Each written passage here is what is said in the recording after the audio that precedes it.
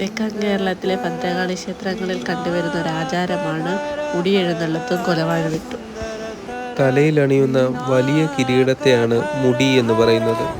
ഇത് ധരിക്കുന്നതോടെ കലാകാരന് ദേവതയുടെ ഭാവം കൈവരുമെന്ന് വിശ്വസിക്കപ്പെടുന്നു. ഭദ്രകാളിയും ദാരികനും തമ്മിലുള്ള യുദ്ധത്തെ അടിസ്ഥാനമാക്കിയാണ് പരമ്പരാഗത കലാരൂപം അരങ്ങേറുന്നത്. ശിവന്റെ തൃക്കണ്ണിൽ നിന്നും അവതരിച്ച ഭദ്രകാളി ദാരികനെ കൊല്ലുന്നതായാണ് ഈ കഥ.